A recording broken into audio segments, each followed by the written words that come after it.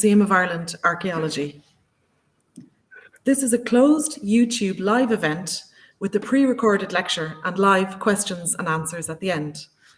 Please note that the entire event will be recorded and posted online at a later stage.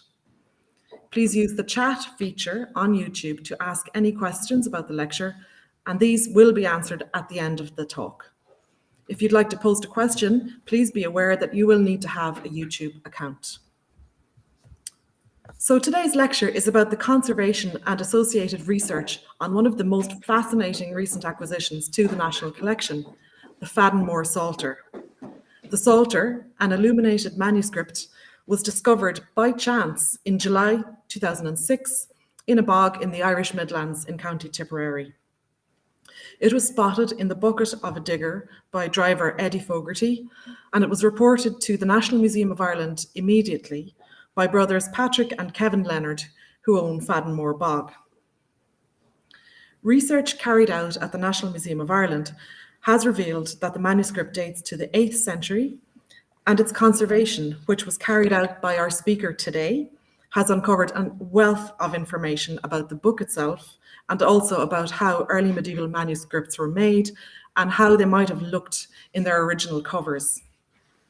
And as visitors to the museum will know, we have in our collections the most incredible variety of material that's been found in Ireland's bogs, from shoes, clothes, butter, vessels, gold, but also human remains.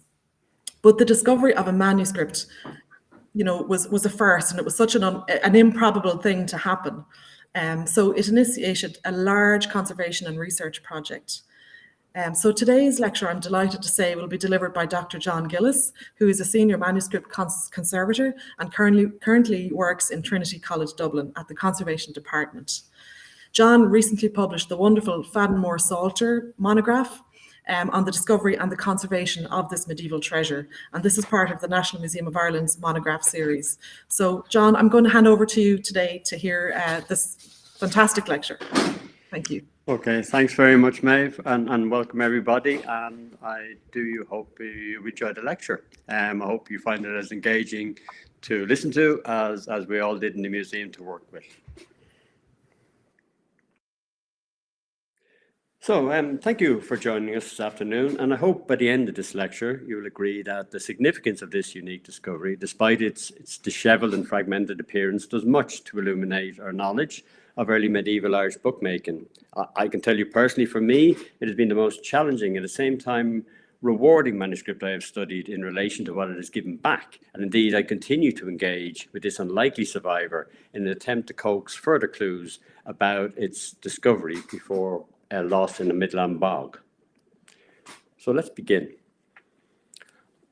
On the 20th of July 2006, in a commercial bog owned by the Leonard brothers in the town of Faddan More in the parish of Loughlin, that's North County Tipperary, a discovery was made when the operator of a peat digger unearthed it during his daily working of the bog what he thought was a book. And you can see by the map here from its location, it's about 6 kilometers south of Birr in neighboring County Offaly.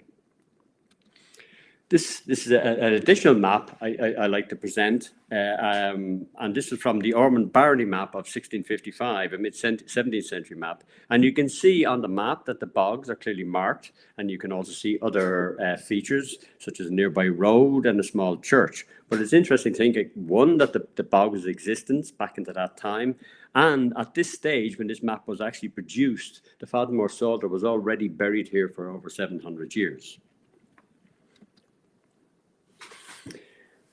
Because boglands, of which there are a high percentage in Ireland, are often rich in archaeological finds, and typically organic material survives better here than it does in soil. So the research behind this suggests that sphagnum moss, a component part of the peat bog, plays a major role in this process. It kind of has the ability to mobilize the microorganisms, and at the same time has a kind of tanning effect on the organic material itself. And this helps it survive long periods buried below ground. The same bog itself, in fact, yielded other archaeological finds, and back in 1999, this large satchel, leather satchel, was unearthed. It's dated somewhere between the 7th and 9th century. The kind of similar date to the Faddan More Psalter initially had speculation about the two may have been, related in some way, but I don't think this is true. I think it's more a kind of industrial sort of container for probably moving turf or other animal, probably on the back of an animal. A number of wooden vessels were also found in the same bog. Of course, historically, bogs, and what more famously come out of them are unimaginative working title bog bobbies. And here you see the Cloney man. He's Iron Age, found in County Meath. It's dating somewhere between 390 and 200 BCE. So this is the mechanical digger that actually discovered the manuscript, and you can see by the operation that the way it works is it digs into a ditch and lifts up the find. Luckily, the operation works this way with the digger facing the driver. So it was when this lifted up a one bucket full of turf, the driver could see something protruding from the bucket that he hadn't seen before, and this is what started the whole process.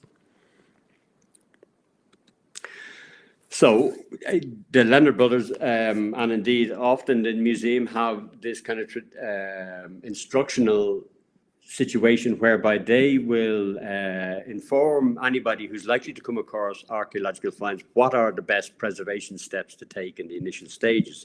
And the Leonard brothers did exactly that. They recovered the find as soon as they found it. They kept it wet and immediately got on to the museum, who immediately sent down their A-team, if you like, to investigate the find.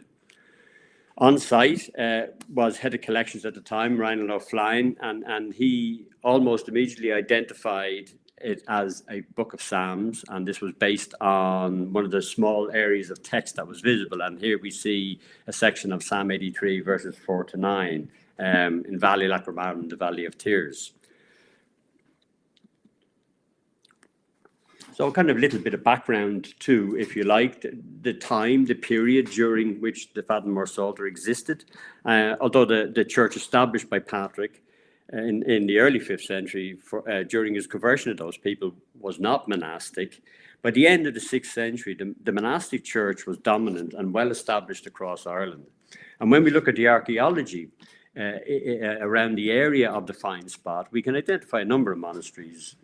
The most prominent was, as I say, Birr, which was close by in neighbouring County Offaly. It's founded with St. Brendan, and though, well, we have no physical evidence of this monastery remains, but and even its exact location is a little bit unsure. We do have an extant manuscript from here, and this is the MacRagal Gospels. This dates to sometime before 822, and it's named after the scribe who was abbot of the monastery for a period. So it's kind of positive proof, if you like, of a scriptorium in existence in that location.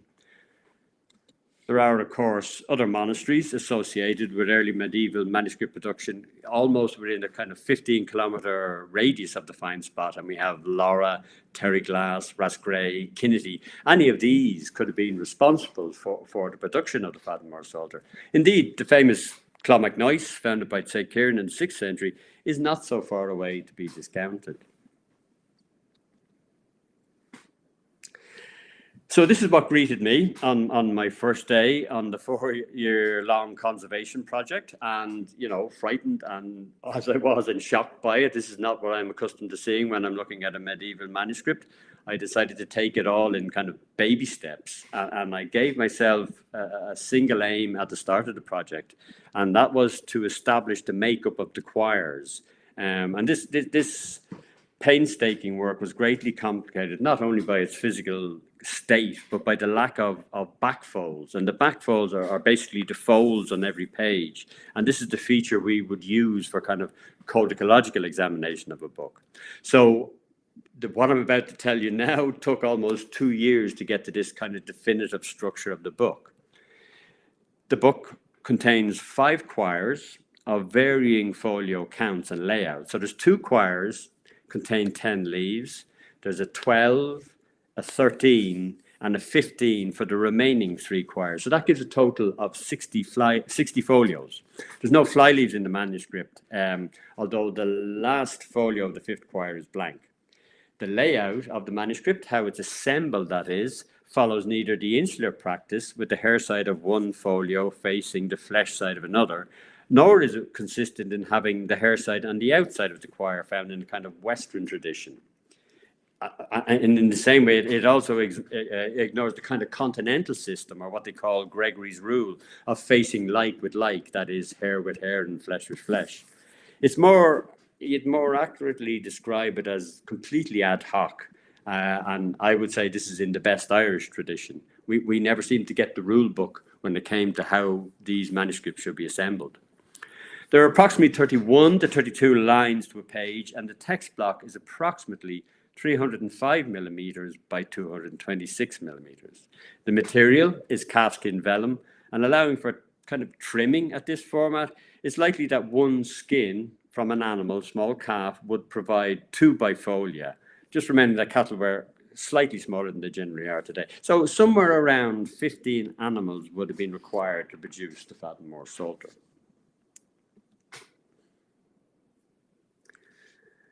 The text of the Faddan More Psalter is laid out in 5 quires, as you see it here. And as I say, this was my main aim. This was my goal that it took almost 2 years to achieve, because with many false starts and mistakes. And you can see the random nature of the gathering. So each of those clumps represents one quire of the manuscript. I don't know if you can see it on the screen, but you've also got the hair and flesh orientation. Because the manuscript is made from the skin of an animal, parchment, vellum, it has an outside and an inside. And how those outsides and insides are arranged often gives us clues as to geographically where it might have been produced. The type of animal used also kind of gives us clues as to where a thing might be produced. Here we have calfskin, and here we have a random orientation of the skins, even a random number of folios in a quire. Again, something that in more traditional sense can be clues as to where the manuscript might have been made. So this is a very randomly assembled manuscript, but it's a really good Irish tradition, and we find it all through the early medieval period in Irish manuscripts. The text of the manuscript itself is laid out in a long line. That is one single column of writing. May well have been the labor of more than one scribe, although with little surviving it is difficult to be certain. It's a reasonably confident hand, but sometimes erratic in quality. There are plenty of scribal errors. It's a proper separated script. This writing system introduced by Irish scholars and monks to the rest of Europe. And the paleographers tell me that the word spacing is quite generous for kind of writing at this period. The hand, I guess, is best described as a form of Irish or Insular majuscule. The manuscript has been tentatively dated to the late 8th century. This is kind of based on the paleographical details and art history details.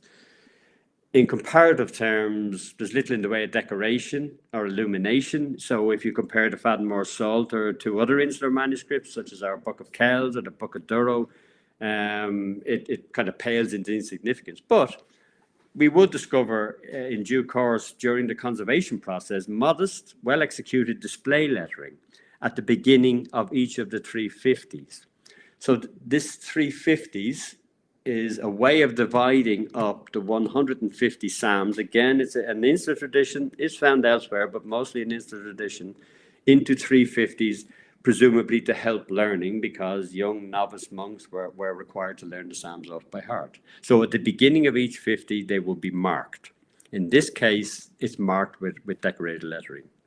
The version of the Psalter is the Gallican. This is based on Jerome's revision from the Old Latin. And it's kind of the standard version of the Psalter for Western Europe during the time of Faddan More.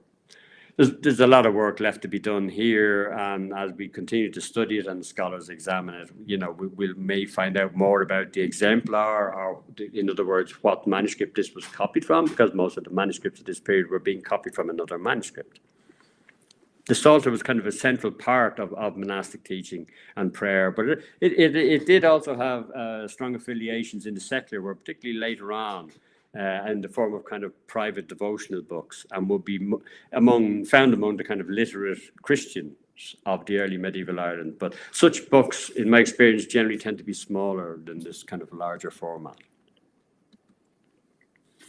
So yeah, obviously once the manuscript was retrieved, brought back to the museum, to the conservation department in Collins Barracks, detailed excavation work was carried out at the find spot. This was carried out at the time by Maeve Sikora and conservation staff from the museum, Carol Smith. The results of this work, combined with fragments of associated material located in the same area, this kind of gives us some interesting clues as to the last days above ground for the Faddan More Psalter. We have remains of a bag. This was it was identified as pigskin. I personally don't believe it's pigskin. I think it's a degraded calfskin bag.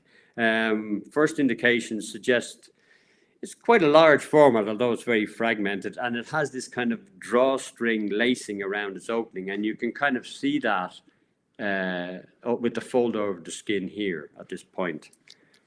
This work is ongoing, actually, and indeed, there are some interesting discoveries in relation to the contents of the bag. Also found around the find spot were deposits of hair, and after analysis, this was identified as an animal pelt, in fact, also calf.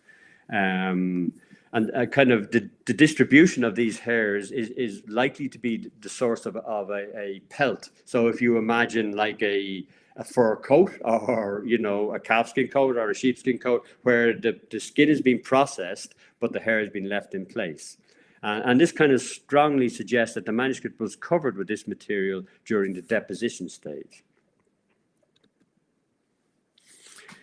Yeah, so I mean, right from the outset, there was speculation as to why the Psalter was concealed in this location. And I say concealed, and the location, we know it's in a bog, but normally, obviously, as we say, the bog was there at the time, and they used to traverse these bogs using these towers or trackways across the bog, but there's no archaeological evidence of a tower kind of very close by.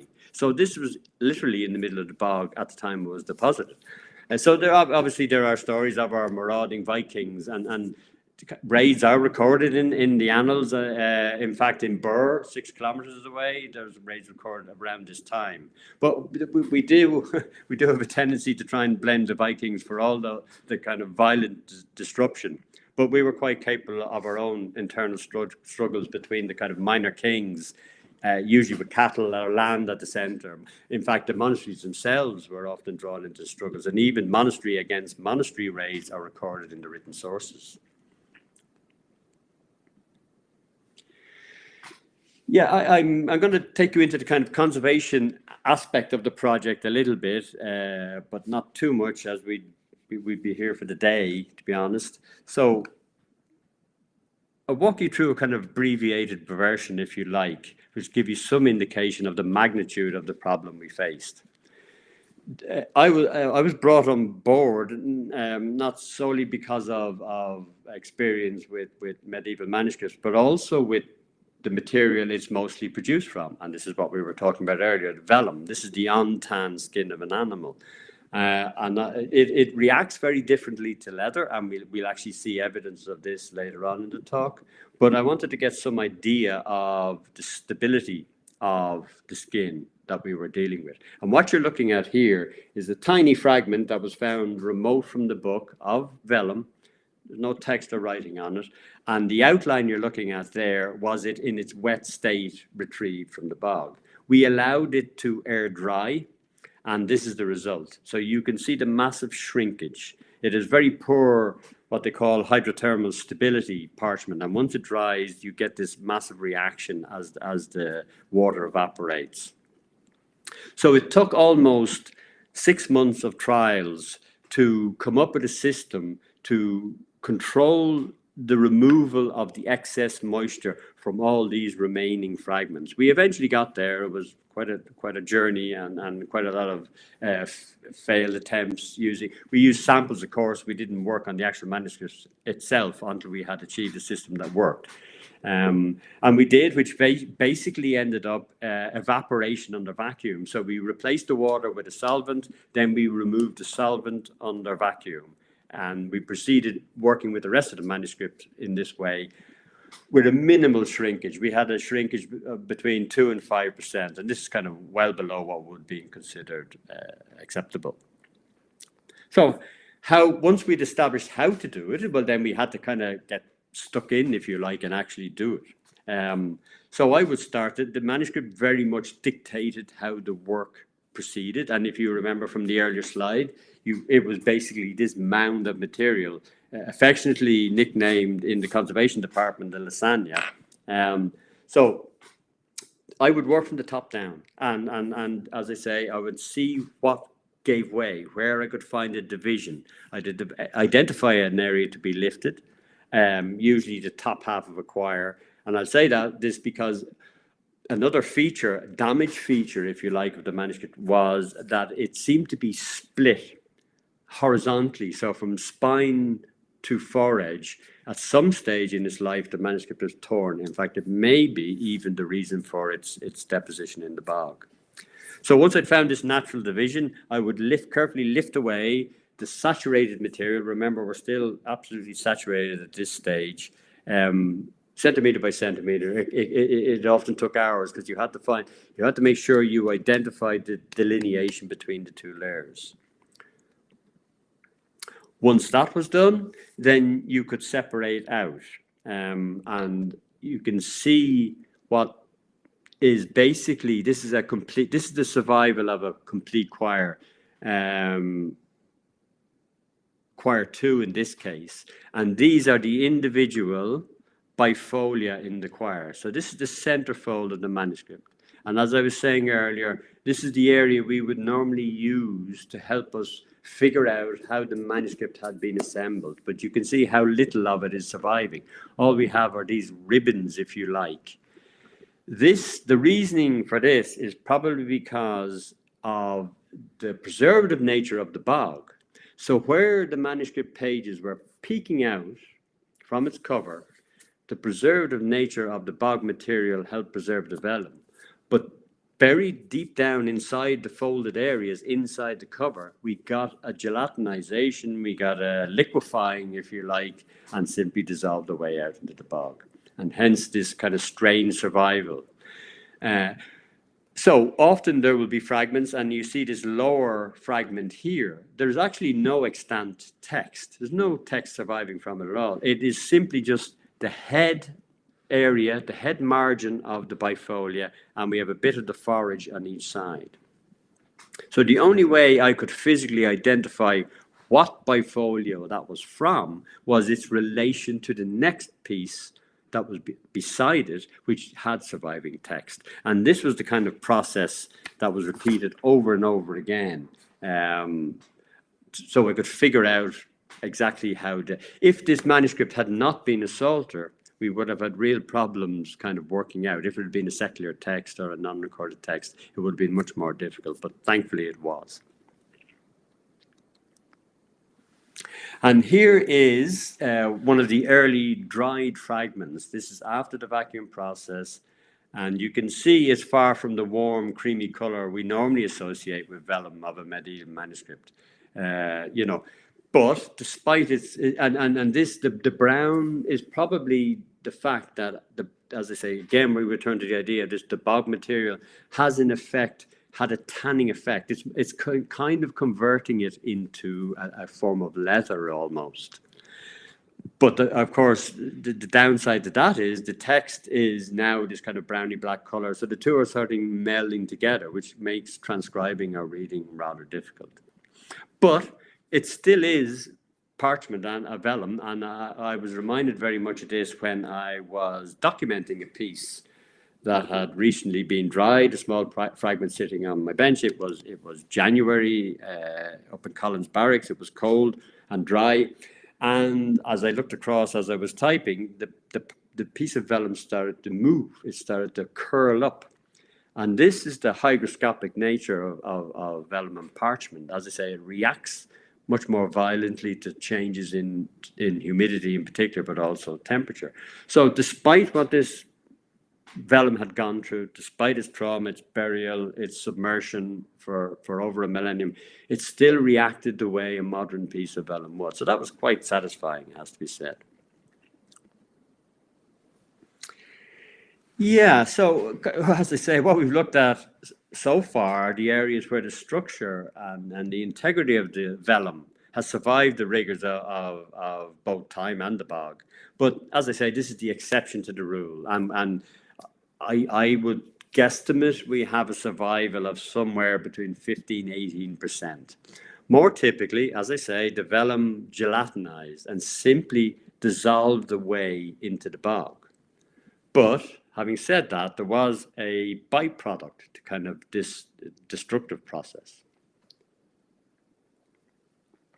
It would appear that, as I say, the iron gall ink, which also has tannins in it, in the same way as the bog material has tannins in it, so it was employed to write the manuscript. It had the same sort of tanning effect on the vellum, but only where it made direct contact with the surface.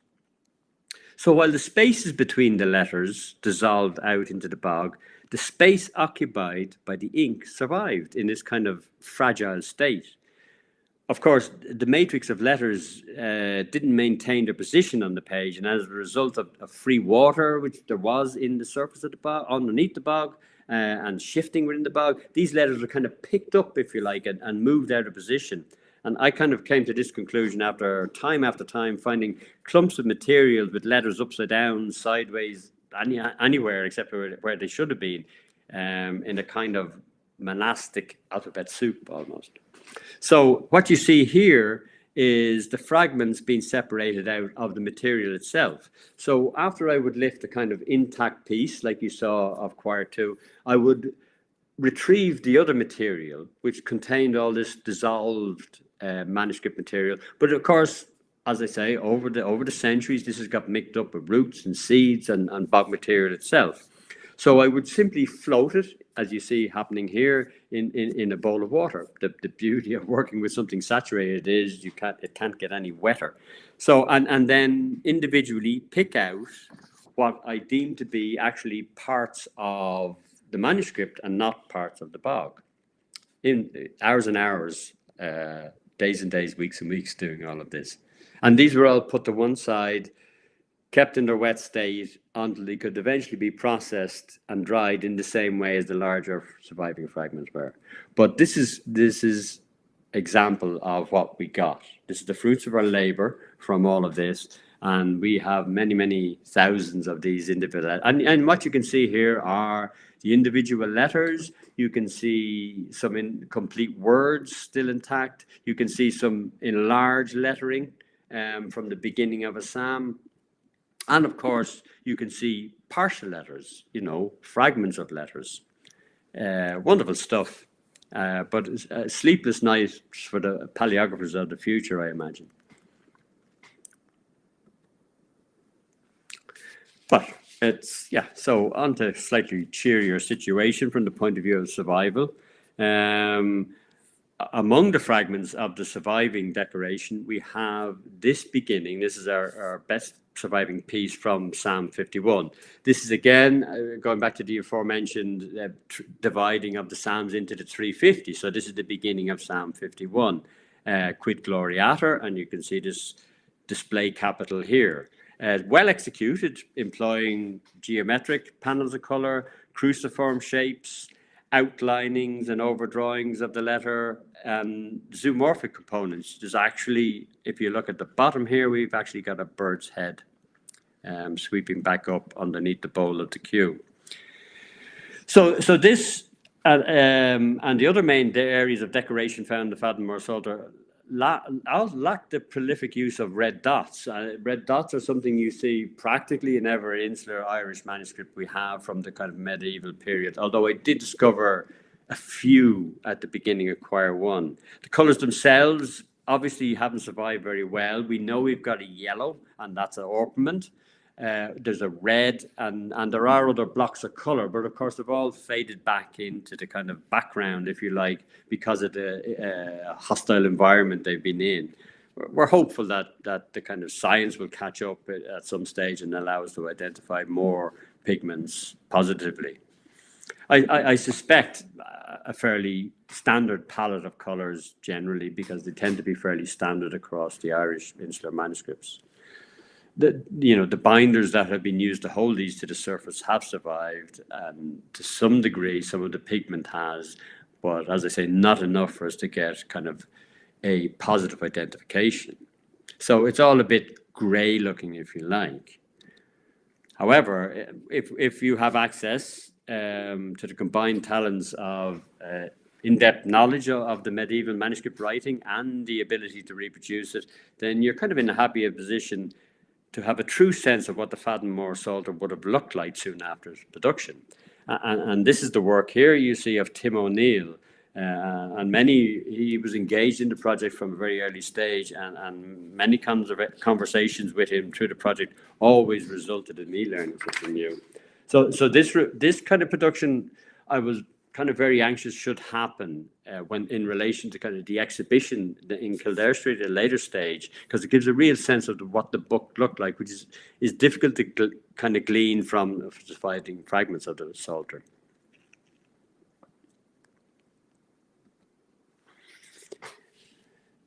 A fundamental task that went in tandem with the conservation process was the identification of the text.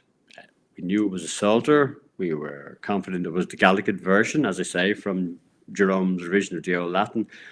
But it's necessary to try and identify the context into which this particular copy belongs, which in turn involves studying each and every word to establish the sort of detail required. How individual letters are formed, their strokes, the use of contractions, abbreviations, variants, how corrections were carried out. So this was chiefly the work of another scholar, Dr. Bernard Mean, and he was keeper of manuscripts at Trinity College Dublin at the time. So it was a very demanding task, if, thinking about the condition of the manuscript when you consider the percentage of survival, the distortion of the text, and the also often very, very faded kind of state. In relation to the kind of clarity of the text, I discovered that through the conservation process that often the text was often more illegible after the drying process. And if you think back to that dried fragment we saw, while it was reasonably clear in its saturated form. So to kind of take advantage of this, I would take high resolution digital images in the wet state. And indeed, the scholars that then engaged with the manuscript often worked from these more than they did from the actual fragments themselves, which they found difficult to decipher. But I guess I got so used to kind of looking at this manuscript in its dry state that I got reasonably adept to working it out. And I left my comfort zone, if you like, as a conservator and continued on this work. So I completed the trawl back through the extant text, line for line, underlining what survives in the same version of a current day Vulgate Bible, a Latin Bible, and at the same time noting and recording the variants, the abbreviations and contractions. This information will assist any future scholarly work on the Faddan More Psalter, including, hopefully, its full transcription at some stage. So what you see here is I simply downloaded, if you like, the Vulgate version of the Psalms, grayed out what didn't survive in the Faddan More Psalter, and where there was known variants, documented variants, I've highlighted them in yellow, and where there were unknown variants, I've highlighted them in green. So when we get a different spelling or a different word than any of the standard psalters, then I highlight it. So this means that the Faddan More Psalter will then feed back into this understanding of psalters and how they're assembled. And here you see, as I say, the standard Vulgate Psalter, where I'm working my way through underlining and picking out the changes and noting. The layout of the manuscript was very consistent, so much so that it was almost, I could almost find out what page it was on without actually having a numbering system, because it equated exactly to the printed copy you see here. So it was basically 2/3 of the Vulgate Bible in this version equated to one page of the Psalter. So I could find out where I should be, if you like, working through the Psalms. Yeah, this is interesting. From the beginning of the project, we decided we would capture the larger extant pieces at a fixed focal length, so we could have a digital reproduction, because what we also did during this process was identify text fragments that had detached from the folio, if you like. So we found often these clumps of fragments. So by working out, I initially worked out how many lines per page, then how many words per page on average, then how many characters per page on average. And I tested that over and over again until it came up with an average. So what that allowed me to do, when I found a clump of text that was identified as belonging to Psalm 56 verses 5-6, I knew exactly where to position it with the major fragment, and that's what you see here. So as well as physically doing it with the fragment, I would do it virtually with these fixed sized pieces. So there you see it on the right hand side here that these fragments have been relocated back in the correct position. And what you see here is where I have virtually cut them out from the recorded image. So by cutting them out, and then I can place them in position on the folio in the correct position. I mean, it's certainly not standard conservation practice. It's something that, as I say, but Faddan More Psalter constantly gave us new challenges all the time.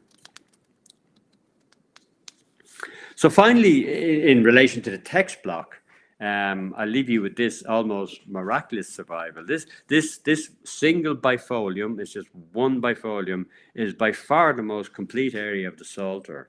As I say, when you consider the kind of 15-18% survival, this is the only one that has had a backfold more or less survive intact, and it gave me so much of the codicological information I needed.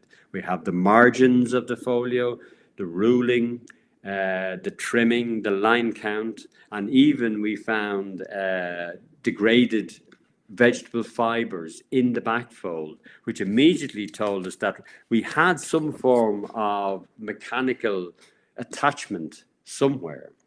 What we also found was the pricking marks. So these are the pricking marks put into the folio to help guide the ruling. And this was carried out in a typical insular fashion after the bifolium was folded. And the kind of tip of a knife seems to be the tool used, and we can even tell by the actual perforation itself what direction the knife was pushed through. The ruling is in hard point. That's to say there's no graphic ruling. They just used a blunt edge or blunt point to drag across from pricking point to pricking point to create a ridge. None of the ridges are visible, but trace elements, in fact, from whatever tool was used have shown up on the folio. So why this particular folio survived while everything else around it was in much worse condition isn't really clear or obvious. My theory is it was possibly from a different batch of vellum, so they would have been making vellum, you know, on a kind of constant basis, and perhaps some other recipe, because recipes varied greatly and methods varied greatly, was employed for this skin, and it just survived better. I mean, it was in no friendlier environment than the rest of the manuscript, so there's no practical reason why it should survive, but certainly glad it did. So we'll move away from the text block and we'll turn to the cover. Obviously, the other major component of any book. In this case, it's a limp structure consisting of a single piece of tanned leather. So we've now got the tanned leather rather than parchment or vellum. It measures 330 millimeters by 530 millimeters across its full width. It's young cattle stock. It's about 1.5 millimeters thick. It's been creased on both sides, and you can see that at appropriate points using a blunt edge tool to create the simple wrap. The lower cover extends and is creased to form a flap, and that rests on the upper cover. The hair side of the skin is on the outside. There are 2 punched holes in the center of the spine, both equidistant from the head and tail at about 85 millimeters. The edges of the cover are cut flush as opposed to having a turn in. So if you think of a modern book with its cover, the material that covers, is turned in over the edge. Here we don't have that. It's simply cut flush. You can also see, very unusually for any archaeologically retrieved leather, in fact, tan leather, we have survival of pigment. And after analysis, that was shown to be a vegetable charcoal or carbon black. And it has kind of casein binders, that's like a milk protein, to fix it to the surface. As I say, attached to the flap are 3 buttons made of, we're fairly sure it's actually horn, and they're held in place by a tan leather thong, and that's knotted on the inside. The location of the buttons on the flap is unusual, and other examples of this style of binding tend to have buttons either located on the spine or on the upper cover. Also, you would expect some form of compensation or upstand on the underside of the button if they were to be used as an anchoring for a strap or a thong. So there's also no evidence of a strap having been wrapped around in the location of the button. So I'm of the opinion they're purely decorative. And here you see the underside of the button with the, perfectly intact, holding the button just as it was, initially placed over 1,000 years ago. It's still functioning perfectly well, securing the button on the surface. So there we've got this unusual cover. And let's look a little bit at the kind of the history of what we would have expected to find in the Insular Ireland at this period, and see how unusual the cover of the Faddan More Psalter actually is. Before the project even began, and indeed before I was actually involved in it, the museum wisely brought experts from a number of disciplines over to examine the find as it was in its lasagna state, if you like. And what they could see of the cover, it was at the bottom of the pile, so it wasn't that easy. But one thing all of them agreed on, that it wasn't Insular, wasn't Irish, or even Western for that matter. It was rather, it seemed to have a Near Eastern look or appearance. And this was kind of prompted by some of the earliest extant covers we have from codices, such as the Nag Hammadi bindings. These are a Coptic set of manuscripts from the 4th century, so they predate Faddan More quite a lot. But it was the only parallel the scholars could kind of think of at the time. Most of these early structures use what they call direct primary tacketing, and that's just, I'm just demonstrating that here. So what you see is the quires of the covers, the quires of the manuscript are directly attached to the cover, and they simply do that by driving a thong through the back folds and then on through the spine of the cover and lashing them together. These thongs were often of leather, catgut, vellum, even alum taut. So all sorts of materials were used to do that. So this is the direct tacketing, direct contact between the cover and contents. Here you see a later example of this direct tacketing system, a rather disheveled state at this stage. This is actually one of the Franciscan manuscripts with the Martyrology at UCD, and you can see where what they've laced through the center of the quire, it's exited through the cover, and they just knot it together in a kind of crude form. It does function and works.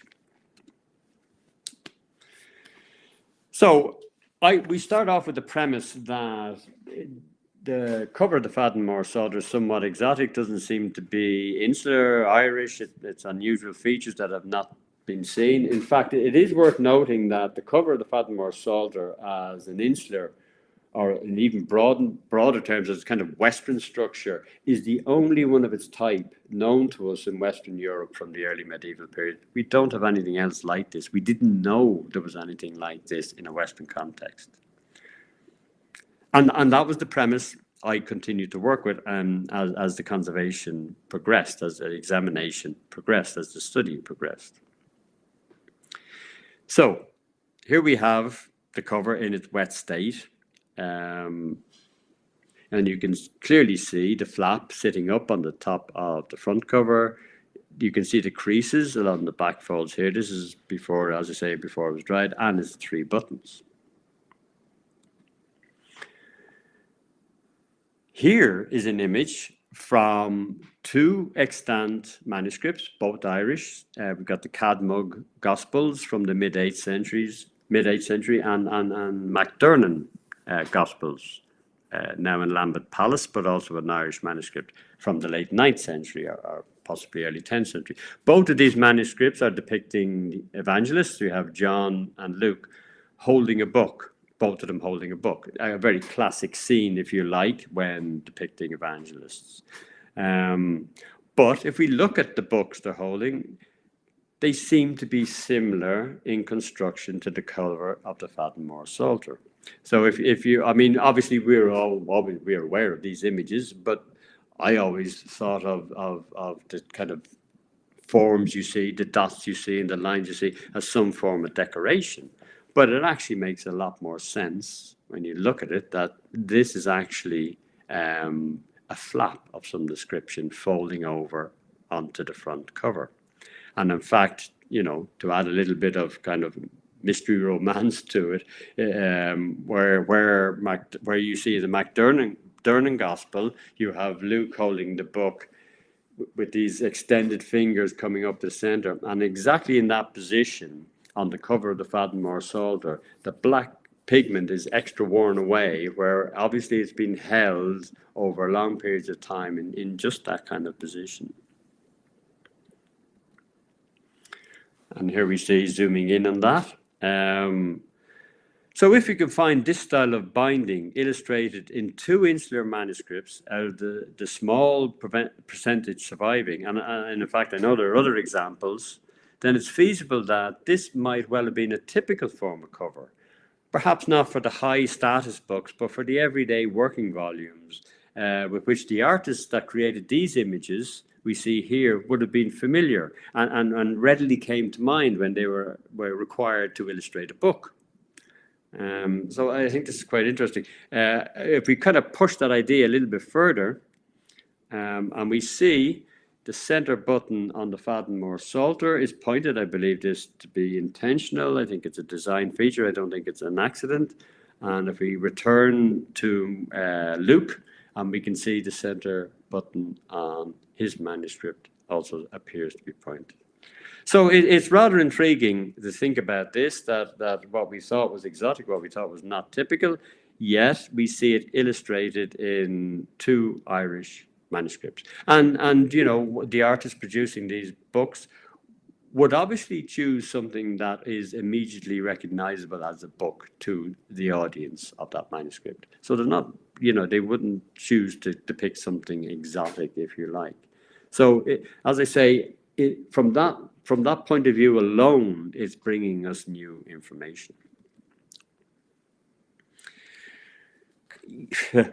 Constantly with this project, you know, as I say, it kept up throwing these wonderful surprises and these wonderful new avenues that require examination and research, and you kind of relax into it thinking, well, surely there's nothing more it can throw at us. But it always managed to do so.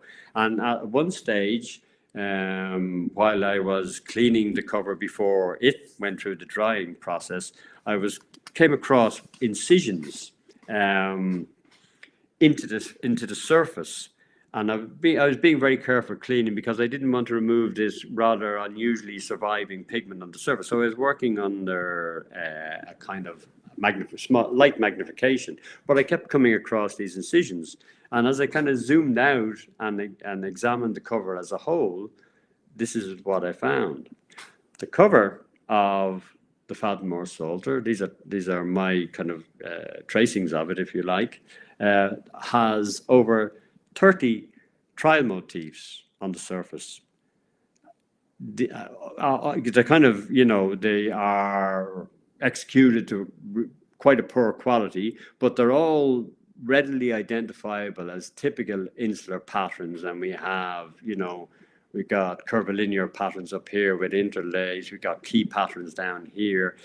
They all look like attempts. So this is like trialing.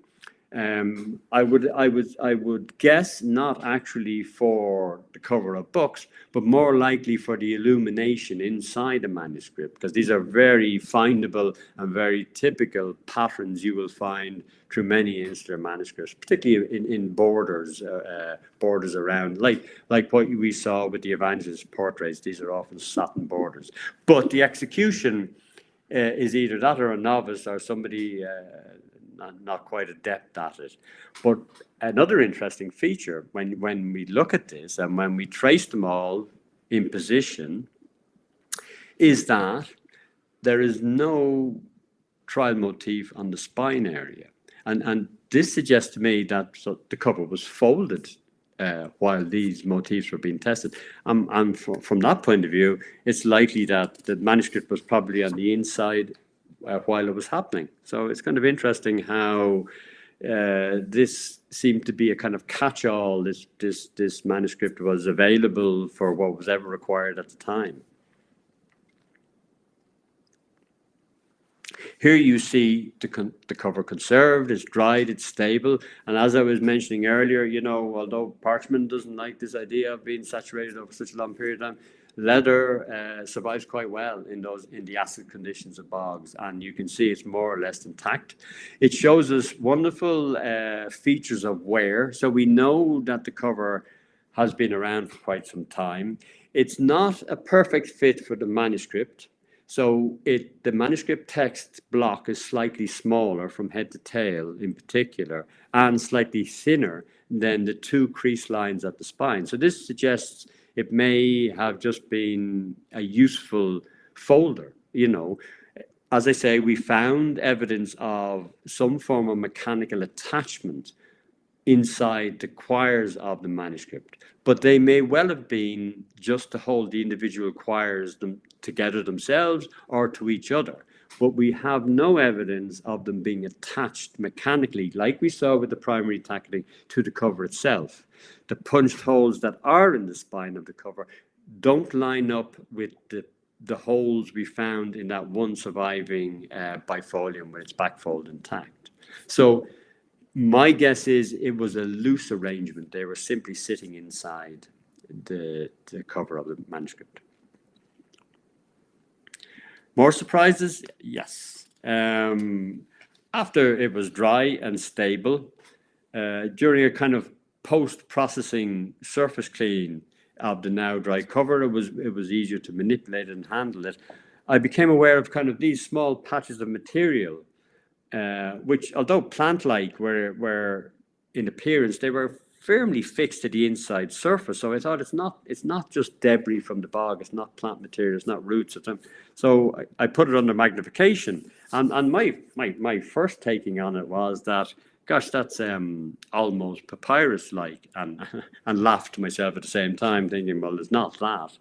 But we decided to have it analysed. We sent a tiny sample across to London, to the British Museum, and Dr. Caroline Cartwright, senior scientist there, identified it through SEM that yes, indeed, this is papyrus.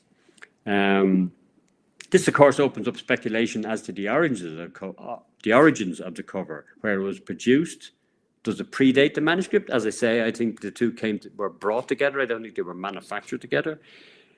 Is the cover a reuse from an earlier book? But the one thing we know for sure, that no papyrus plants were growing on the banks of the River Shannon at the time. So much work remains to be done here in this aspect of the project, and I'm kind of really interested in following up in detail, so we might better understand the relationship and the transfer of technology and indeed materials between Insular and Mediterranean or Oriental monastic life. But what is interesting, and I'm returning to kind of early on when I talked about visiting scholars, linking the identity of the style of cover on the Faddan More Psalter with these Nag Hammadi Gospels. And, of course, looking at the Nag Hammadi Gospels, in fact, I was fortunate enough to go and see them for real.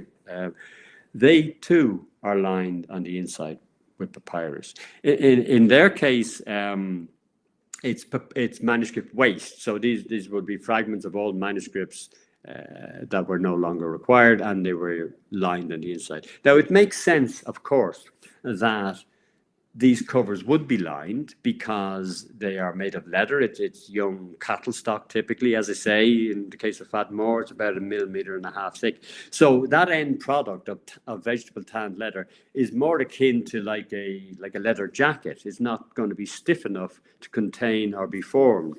So typically they were lined on the inside with some additional material.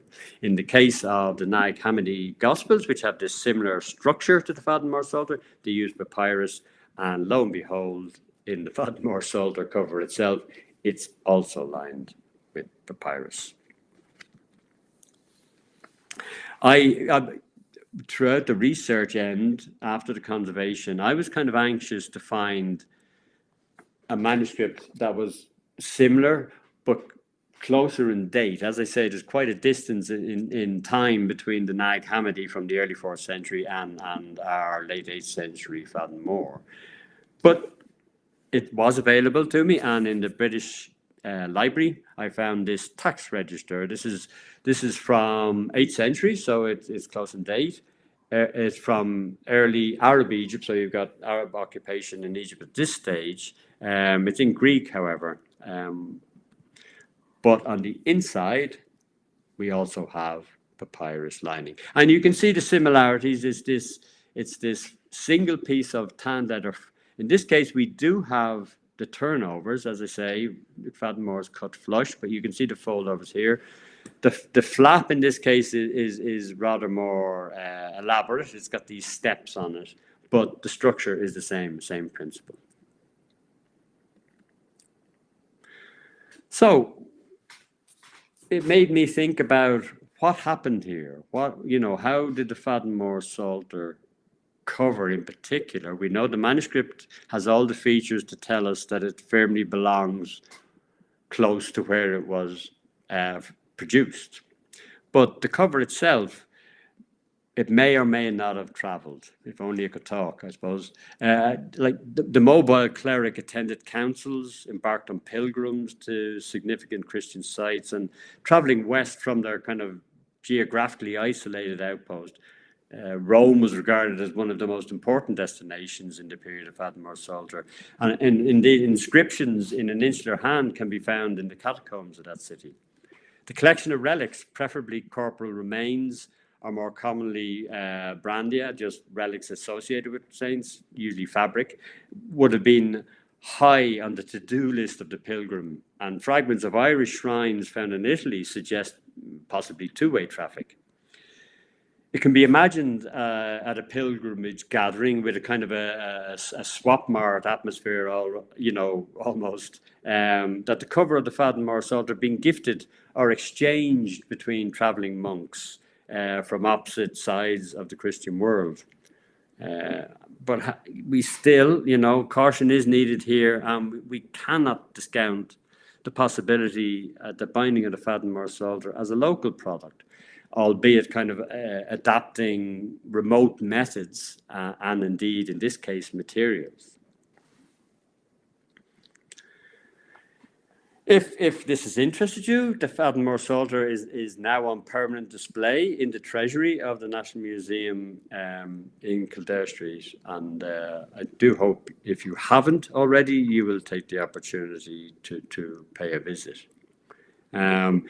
What I didn't mention was, from the process began in 2007, the museum commissioned a recording, a documentary on the process of its discovery right through to its display. So for 4.5 years, I had the company of a film crew, and that resulted in broadcast of national television at the time, and following that, a DVD. But probably nobody has DVD players anymore, but it is out there somewhere, a bit of a collector's item now.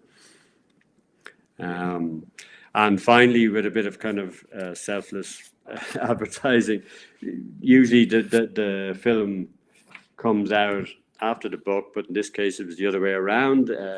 Recently published is the book documenting the process right from its discovery through to its display. So as I say, if this has whetted your appetite, you might care to look into that. It's available in the museum. So thank you very much for listening. And if you have any questions, I'm happy to answer them.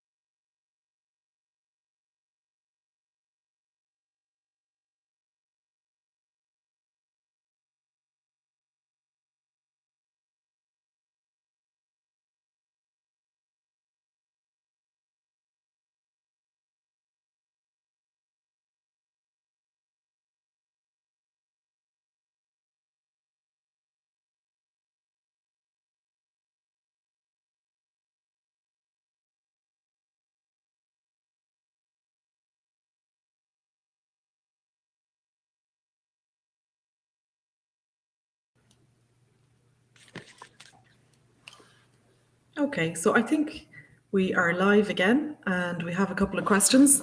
I just want to say a big hello to Kevin Leonard, who's just sent in a comment. So Kevin and his brother Patrick, who's sadly passed on since, are the owners of Faddan More Bog and are great friends of the museum ever since that day. So hello to all the family. So we have a couple of great questions here. One of the first ones, John, which you may or may not want to answer or admit to, is, do you know how many hours you may have spent working on the Psalter? Too many and not enough is probably the answer to that. I mean, it was 4.5 extremely fruitful, extremely enjoyable years in the museum, and that was constant. So apart from lunch breaks and a few holidays, it was intense, you know. But it was a 4.5-year process, and as I say, the job ain't done yet either. You know, there's a lot more research to do. We have a safe full of material, of fragments that still need investigation, that still need relocation. So it's ongoing. Great, thanks, John. And a good question on the papyrus there, which is, was it glued to the cover? And if so, what type of glue might have been used? Yes, it definitely was glued, because the fragment we found was glued. It was very firmly fixed. Now, having said that, there was only a small fragment remaining. I know by the slide it looks like the kind of whole surface was covered, but there was only a small fragment remaining. We didn't find out what the adhesive was, but I can tell you it would have been either an animal glue or possibly a starch we'd made from flour, which would have been typical for the period. Great, and I think we've just got time for a couple more. There's one question about the ink. It just says, talk about the ink, what was used. Was there a preparatory surface before putting the words on? It was an iron gall ink, again, what we would expect. If it had been a carbon-based ink, we would probably have been retrieving blank pieces of parchment from the bog. But because iron gall chemically attaches itself to the surface, that's how we know it is iron gall ink. And in fact, we got the readings for the high iron content through XRF. Great. And we don't have time to take all of the questions, unfortunately, but I'll just ask, I'll just pass on one more, which is, are there other manuscripts in bogs? Is it pure luck that they're found? There's got to be. If there's one, there's another one. You know, as we say, it was the fortunate nature of how the Leonard brothers worked their bog that allow us find that one, and of course, the eagle-eyed spotting it, which brought it to us. But we have to presume there must be others out there. So yeah, I'm waiting by the phone if anybody comes across them.